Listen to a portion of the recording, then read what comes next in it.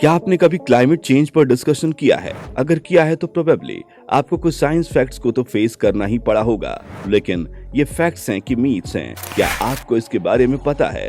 हाय, मेरा नाम रौनब है और आज मैं आपके साथ इस वीडियो के थ्रू क्लाइमेट चेंज के इन्हीं फैक्ट्स या मीथ्स पे बात करने वाला हूँ। तो चलिए शुरू करते हैं। These misconception and outright misinformation have gotten so out of hand। कुछ दिन पहले नासा को लगा कि उनको एक बहुत ही कॉमन मीथ को पब्लिकली एड्रेस करना जरूरी है। ये मीथ कुछ ऐसा है कि जैसे जैसे सूरज की रोशनी कम होगी वैसे ही बहुत ज्यादा ठंड बढ़ेगी और जल्द ही एक कंप्लीट आइस एज आ जाएगी। इस बात में कितनी सच्चाई है और इसको अभी ही क्यों एड्रेस किया गया, इस बात को जानने के लिए आगे की वीडियो देखिए और इसको लाइक शेयर करना ना भूलना।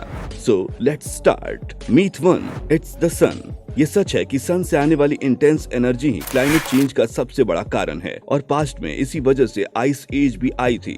लेकिन आज प्रेजेंट में जो ग्लोबल वार्मिंग में सडन स्पाइक है उसमें सन की एनर्जी का कोई हाथ नहीं है। These and other topics have been studied thoroughly and debunked over and over again by climate scientists। Climate change पिछले कुछ हजार सालों से अर्थ की सन के अराउंड जो साइकिल है, जो मोशन है, हमने उसको प्रिडिक्ट कर लिया है और समझ लिया है कि ये साइकिल कैसे एक दूसरे के साथ इंटरैक्ट करती हैं। इससे काफी चीजें डिसाइड होती हैं, जैसे कि सन की एनर्जी कितनी पहुंच रही है अर्थ पर और वो कितनी देर के लिए पहुंच रही है। इस साइकिल चेंज की वजह से अर्थ पर हजारों साल पहले कभी आइस एज आई और कुछ टाइम बाद चली भी गई, लेकिन अभी पास्ट 8 लाख सालों में ये आइस एज का आना और जाना 1 लाख सालों में एक बार हुआ है। लेकिन अभी जो रिसेंट टेम्परेचर में राइज हुआ है, ये जिसने 150 सालों का अंतराल जल्दी पूरा कर लिया है और ये चेंज मेनली इन्हीं कुछ सालों में हुआ है।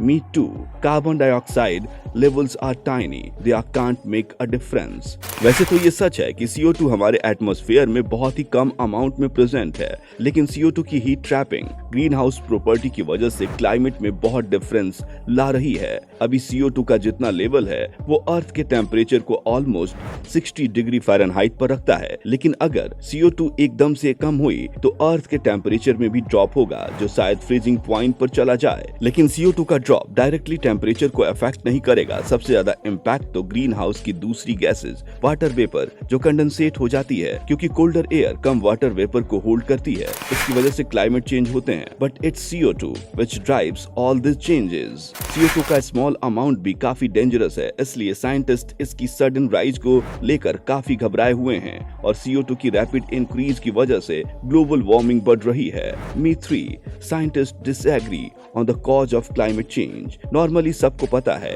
और साइंटिस्ट भी इस बात को मानते हैं कि 90% से 100% क्लाइमेट चेंज ह्यूमंस की वजह से ही हो रहा है। नासा के एक स्टेटमेंट के मुताबिक साइंटिस्ट बताते हैं कि सबसे ज्यादा मौसम में परिवर्तन हम इंसानों की गतिविधियों की वजह से आया है। Myth 4, the climate has always changed, it's natural. No, scientist will disagree that the climate change naturally, it always has and it always will. लेकिन इन कुछ सालों में क्या ऐसा हुआ है जो कि इसकी स्पीड को इतना बढ़ा रहा है? ये स्पष्ट होना चाहिए कि अर्थ गर्म हो सकती है, साथ ही साथ कुछ जगह पे ठंडी भी हो सकती है, लेकिन फिर भी ठंडे मौसम को ही क्लाइमेट चेंज का एविडेंस माना जाता है कि अगर ठंड ज्यादा हो रही है तो क्लाइमेट चेंज हो रहा है। यहाँ पर ये जो डिफरेंस है वो हमारी क्लाइमेट और वेदर चेंज समझने में है। जब साइंटिस्ट ग्लोबल वार्मिंग और क्लाइमेट चेंज जैसे वर्ड्स को यूज करते हैं तो इससे उनका मतलब होता है कि पिछले 100 सालों में जो अर्थ का टेम्परेचर में चेंज आया है, और वेदर चेंज का मतलब ये होता है जो हमारी डेली लाइफ में ठंड और गर्मी में चेंज आता है। इसको ज्यादा अच्छे से समझने के लिए ये सोचिए कि वेदर आपका मूड है जो थोड़े थोड़े वक्त में बदलता रहता है और क्लाइमेट आपकी पर्सनालिटी जो काफी समय तक सेम रहती है और जब तक कुछ बहुत बड़ा नहीं हो जाए तब तक चेंज नहीं होती। ग्लोबल वार्मिंग ठंड को रोक नहीं देता, ये बस ठंड को थोड़ा कम ठंडा और इफेक्टिव बना देता है। Winter is still winter, it's just not as wintry overall. तो ये कुछ ऐसे मीथ्स थे जिन्हें हमें समझने की जरूरत थी। ऐसा नहीं कि क्लाइमेट चेंज की वजह से हमारी अर्थ 10 सालों में खत्म हो जाएगी, लेकिन हम इसको जितना इग्नोर करेंगे और जितना डिले करेंगे ये उतनी ही जल्दी से होगी। मैं आशा करता हूँ कि ये वीडियो आपके काम आती होगी। अपने नॉलेज को ऐसे ही बढ़ाने के लिए मेरे चैनल को सब्सक्राइब कर लीजिए और वीडियोस को आगे लाइक, शेयर और कॉमेंट भी कीजिए। Till next time.